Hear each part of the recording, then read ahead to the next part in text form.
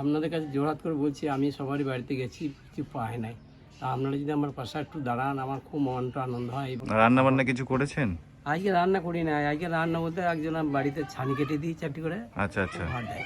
ওইখানে ভাত দেয় মানে অন্যের বাড়িতে মানে কিছু করে দিলে সেখানে আর কি খাবার দাবার দিচ্ছে, হ্যাঁ, ওইটাই হ্যাঁ। খাচ্ছেন। দাদু ভালো আছেন?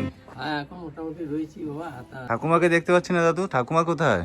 ঠাকুমাকে দিয়ে এসেছি মেয়ের বাড়িতে। আমি খুব আর্থিক অবস্থা শোচনীয় হয়ে গেছিল, আচ্ছা সেই জন্য সবার বাড়িতে হয়ে গিয়েছিলাম, হুম কোনো সাহায্য পাই নাই। আচ্ছা এই মেয়েগুলো যা হোক নিয়ে গেল, একটা চোখ ছোলানো হয়েছে, তা সে এখনো পর্যন্ত আর ওষুধ একটা কিনতে পারি নাই, 600 টাকার দাম আছে। যাই হোক দর্শক বন্ধুরা, আপনারা হয়তো এনার ফার্স্ট পার্ট আপনারা দেখেছেন। এনার যে ওয়াইফ খুবই ক্রিটিক্যাল কন্ডিশন ছিল, সেটা তো আপনাদের সামনে তুলে ধরেছিলাম আমার ফার্স্ট ভিডিওতে। সেকেন্ড পার্টেও আপনারা দেখেছেন।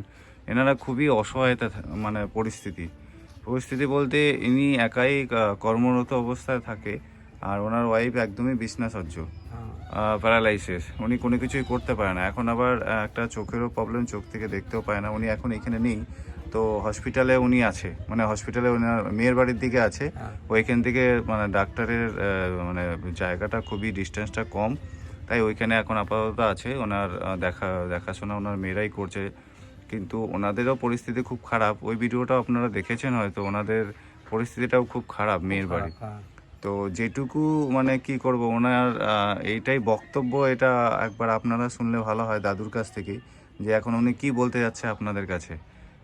মানে কীরকম পরিস্থিতিতে উনি আছে, কোনো জিনিস আপনারা না হয়তো আমরা ইগনোর করে চলে যাই, কিন্তু অ্যাকচুয়ালি ওনার কষ্টটা তো একবার শুনুন। যে আজকে উনি নিজের ওয়াইফের জন্য কত কিছু করছে, মানুষের কাছে দৌড়াচ্ছে, মানুষের কাছে হাত পাচ্ছে যে আমার ওয়াইফেরই হয়েছে, কিন্তু কেউ ওনাকে হেল্পের জন্য এগিয়ে আসছে না। আজকে উনি কোথায় যাবে, কি করবে, কিছুই বুঝতে পারছে না। আজ জন্য আজকে আপনাদের কাছে আসা, যে যদি আপনারা যদি একটু হেল্প করতে পারেন। তার আগে একবার শুনে নেবো ওনাদের পরিস্থিতিটা কেমনভাবে কি করে যাচ্ছে, আজকে উনি কেনই বা ওইখানে গেছে। দাদু, ওইখানে যে আছে ঠাকুমা, তো ট্রিটমেন্ট কি করে চলছে, এই যে পয়সা করি এইসব? ট্রিটমেন্ট বাবা, আমি ভাই, তা তোমার ওই প্রথমত ঘরে একটু পয়সা ছিল, হুম, সেটা নিয়ে গিয়ে গাড়ি ভাড়াতেই শেষ হয়ে গেছে। গাড়ি ভাড়া কত নেয়? গাড়ি ভাড়া এখান উনি থেকে তো নিয়ে গেল, হেঁটে চলে এবার টোটোতে যেতে পারবে না, কিসে না করেছিলেন টোটো গাড়ি? পরে নাই, এই গাড়ি গিয়েছিল গাড়িতে 900 করে? টাকা নিয়েছে, 900 কেন, 1100 1200 টাকা নিয়েছিল। বাপরে বাপ, ওইখানে মেয়ের বাড়ি ওইখানে? কোথায় মেয়ের বাড়ি? এই রামনগর। রামনগর। হ্যাঁ। আচ্ছা আচ্ছা। আর ওইখান থেকে দেখাচ্ছে কোথায়? দেখাচ্ছি ওই জন্য Guskara nice club ঘুষকরা nice club. আচ্ছা, ওইখান থেকে কাছে পড়ে? কাছে। আচ্ছা বেশ, ঠিক আছে, আমি চেষ্টা করবো একবার ঠাকুমার ওইখানে যাওয়ারও, আচ্ছা একবার দেখে আসবো। উনি ওনার সাথে ফোনে কথা হলো, আচ্ছা। তো খুবই দুঃখ প্রকাশ করছিল উনি, যে জানি না আমি আর কতদিন মানে থাকবো। ওনার নিজেরও খারাপ লাগছে খুব। এরপর আবার যে গাড়ি আর নিয়ে গিয়েছিল, আমার তো এখন কিছু পয়সা বাকি রয়েছে, তা পরে দেবো, ওষুধটা কিনে দিই, চোখটা ভালো হয়ে যাবে, আমার পয়সা দিয়ে দাও। আমার গাড়ি নিয়ে গিয়েছি, আমার গাড়ি এমনি গিয়েছে, আমাকে পয়সা না দিলে আমি চলবে কী করে। এসে বাধ্য হয়ে কোনো রকম করে এই গাছগুলো ইয়ে করে হুম, দাম দর করে কোনো রকম নিয়ে এসে দিলাম। আচ্ছা আচ্ছা। এই গাছগুলো দাম দর করেছেন যে এগুলো তো অনেক মানে আপনার ছোটবেলাকার ওই সময়কার গাছপালা না? এই দাদুর এখানে দেখুন বাড়িতে এই গাছপালাগুলো আছে। ওনার ওয়াইফ মানে ঠাকুমা, আপনারা দেখেছেন হয়তো, ঠাকুমার ট্রিটমেন্ট করার জন্য আজকে গাছপালাগুলো উনি মানে দরদামে বিক্রি করে দিয়েছে, হয়তো আজকালকের মধ্যে কেটে নিয়ে যাবে, তাই না? আজকে কাটবার কথা ছিল, আজকে কারবার করার কথা ছিল, আজকে রবিবার। আচ্ছা, তারপর আর? দিয়ে তারপর ওই পয়সা এখন এই ওষুধটাই কিনতে পেলাম না, এখন যেতেও পারিনি তার কাছে। আচ্ছা, কবে যাবেন? আমি যাবো হয়তো মঙ্গলবার বুধবারে যেতে হবে, বুধবার ডাক্তার বসে। বুধবার ডাক্তার বসে। আচ্ছা আচ্ছা। তো দর্শক বন্ধুর কাছে আমাদের অনুরোধ, আপনারা আগের ভিডিও দেখবেন, তাহলে আপনারা বুঝতে পারবেন। কিছু বলার নেই এখানে। একজন মানুষ যখন হাঁটতে চলতে পারে না, সব দিক থেকে অসহায় হয়ে পড়ে, একমাত্র সোশ্যাল মিডিয়ার দ্বারাতে যদি আপনারা কিছুটা হেল্প করতে পারেন, শেয়ার করতে পারেন, তাহলে হয়তো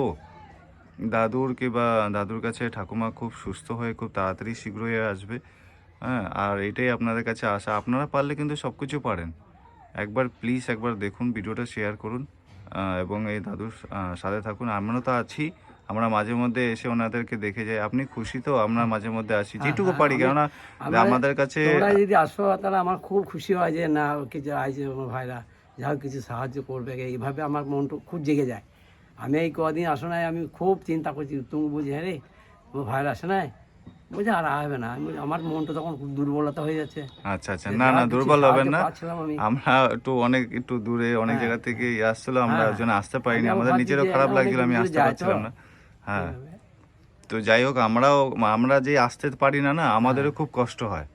সত্যি কথা বলতে খুব কষ্ট হয় আমরা যখন আসতে পারি না, যে দাদু ওদেরকে আমরা একটা আশা দিয়ে আসছি, সেখানে যেতে পারছে না, খুব খারাপও লাগে। তো মানে এগুলো সব কিছু এখন সোশ্যাল মিডিয়াতে মানুষ অনেক কিছু দেখে, কিন্তু আমি জানি না যে আপনাদের এই কষ্টটাকে মানুষকে যে শেয়ার করছি কেন, যে মানে ওনারা বুঝতে পারছে না, এটাই খুবই খারাপ লাগে তখন। হুম। যে ওনারা শুধু ভিডিওটা দেখে, ওনার ভিডিওটার মধ্যে যে আপনাদের কষ্টটা, সেটুকু এইটুকু বোঝার মানে একটুখানি অনেকে প্রয়োজন মনে করে না, যে আমাদের এই আশেপাশে গ্রামগঞ্জে এই মানুষই বুঝতে পারছে না।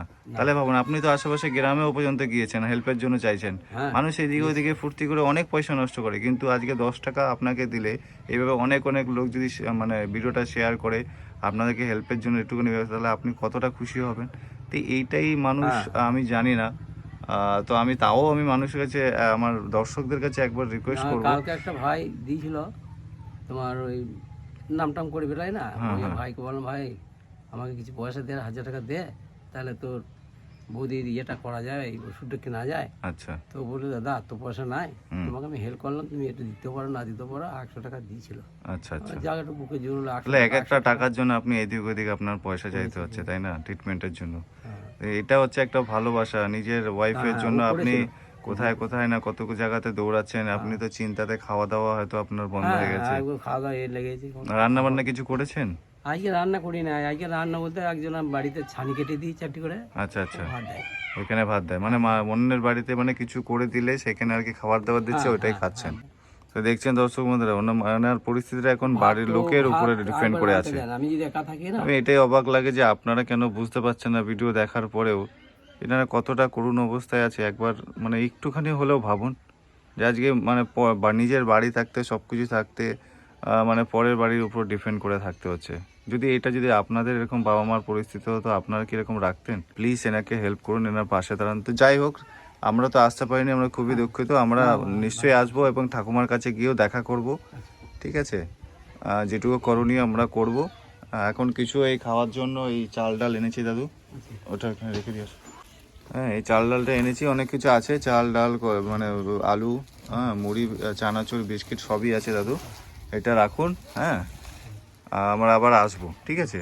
এখন কিছু আর্থিক দিক থেকে আমি কিছু সাহায্য করতে পারলাম না, আমি এর পরের সপ্তাহে আমি নিশ্চয়ই আসবো, আর এসে আপনার কিছু আর্থিক দিক থেকে হলেও আপনাকে সহযোগিতা করব, যাতে ঠাকুমার একটু ট্রিটমেন্টটা হয়, ডাক্তার দেখিয়ে ঠিক আছে? যে আপনারা যদি একটু পাশে দাঁড়ান, তাহলে ওইটাকে আমি ডাক্তার দেখিয়ে বা বাড়িতে আনতে পারি। আর একটু সাহায্য করুন, তাহলে আমার খুব ভালো আনন্দ লাগে, খুশি হয় মনটা। আমি সবার বাড়িতে যাচ্ছি কিন্তু কিছু পাচ্ছি না, কিন্তু আপনারা যদি একটু হেল্প করেন তো আপনার খুব ভালো হয়।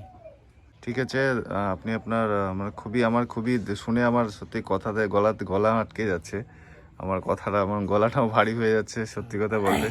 দাদুর মানে এই কথাগুলো শুনে আমার খুব খারাপ লাগছে, মানে কি বলবো, মানে একটা কষ্ট মানে বুকের ভেতর থেকে বেরিয়ে আসছে, আমার গলাটাও ভারী হয়ে আসছে।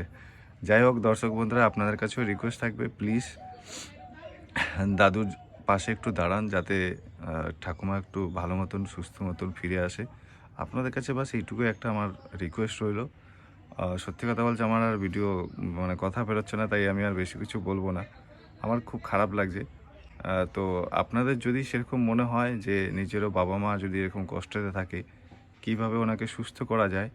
হ্যাঁ, আজকে তো ঠাকুমা অনেক অসুস্থ, তাই আমি এইটাই চেষ্টা করব, নিজের ঠাকুমা হিসাবেই আপনারা এনাদের পাশে থাকান, এনাদের পরিবারের পাশে থাকান, দাদু ঠাকুমার পাশে দাঁড়ান, যাতে দাদুর কাছে ঠাকুমা ফিরে আসে সুস্থ মতো। নমস্কার, আমার আপনাদের কাছে এইটুকুই রিকোয়েস্ট। ঠিক আছে দাদু, আমি আসছি, আমি পরে আবার আসবো। হ্যাঁ, আপনাদেরকে যেটুকু পারবো আমি আর্থিক দিক থেকে একটু সহযোগিতার চেষ্টা করব।